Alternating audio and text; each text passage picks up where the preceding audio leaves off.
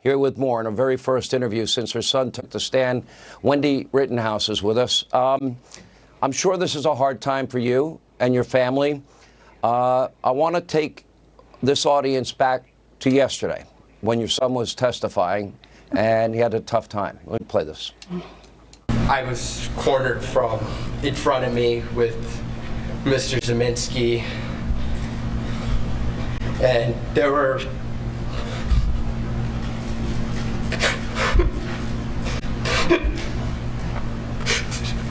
three people right there.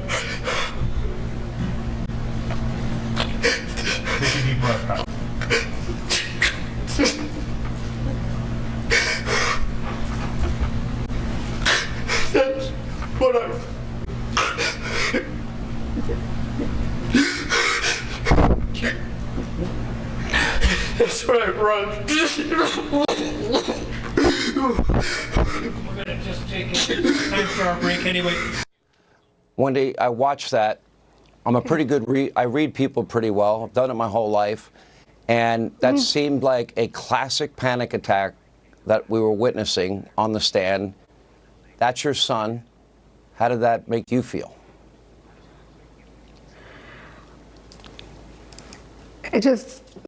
I just broke down with Kyle crying like that.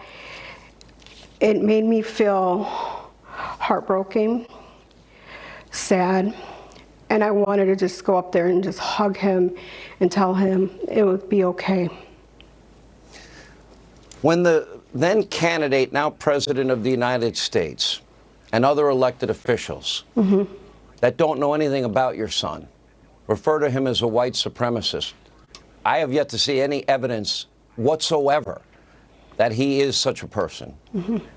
And when prominent people say that, how did that impact you, and how did it impact him? When I saw what afterwards of the President Kennedy candidate debate, when I saw that, I was shocked. I was angry.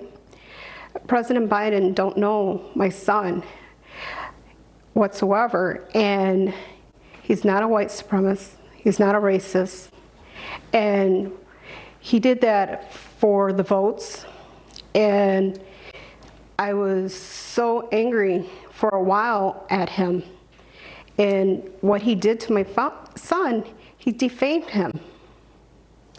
Let's go back to that night and let's roll this videotape. This was put together by your son's former attorney, Lin Wood. And you see your son running, and you see a crowd of people racing to catch up to him. The first person knocks off his hat. Then he's down on the ground.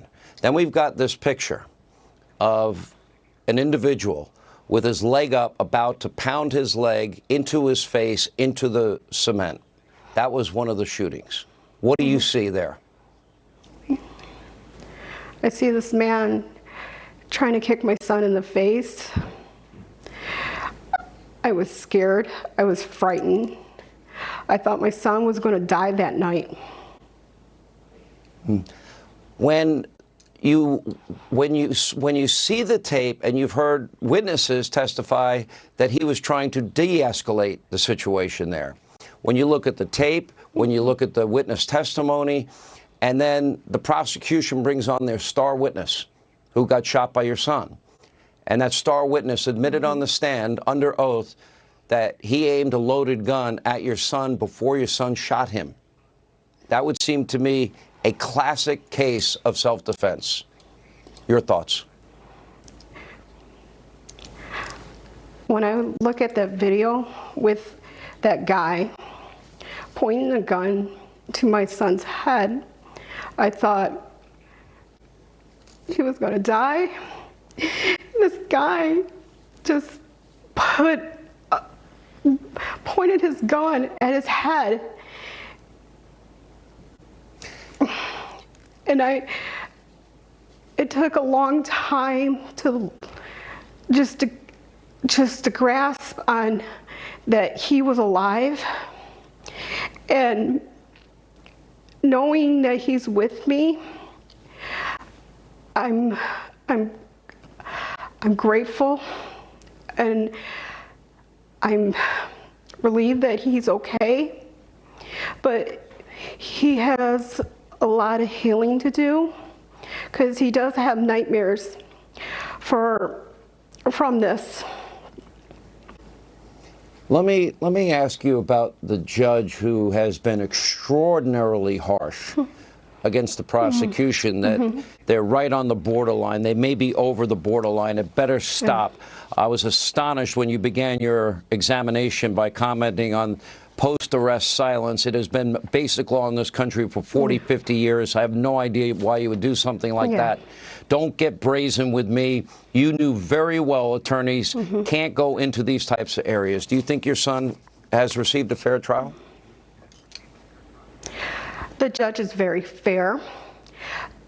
People that I talked to that lives in Kenosha all their lives, they told me that Judge Schroeder is a very fair judge, and he doesn't allow no nonsense in his courtroom. Nobody ever knows what a jury is going to do. I'm not asking you specifically for their reactions, but as you, on a scale of 1 to 10, how seriously do you believe they're taking this case, because they hold your son's life in their hands? Yeah, they do. And with the jury, they've been keeping a close eye on every evidence, every testimony, and they're paying good attention what's been said. That's the truth. Let me ask you this last question. I know your son was a lifeguard. I know your son's his stated reason for going there was to help protect stores and help on the medical front. Have you and your son discussed whether or not, if he had to do it over again, he would go into a situation like that? With Kyle, I know him, and he probably would do it again, because that's the type of person he is. He always wants to help people. Even since he was a little boy, that's all he wanted to do, was help people. It doesn't matter if it was raking leaves for the neighbors, talking to them, or just being goofy. Yeah. That's how I raised him, is to help people. Wendy, I've learned in 33 years of broadcasting not to predict a jury outcome, but I will tell you, I think the prosecution has put on a horrific case. Thank you for being with us, and our thoughts and prayers are with you and your family. Appreciate you telling your story.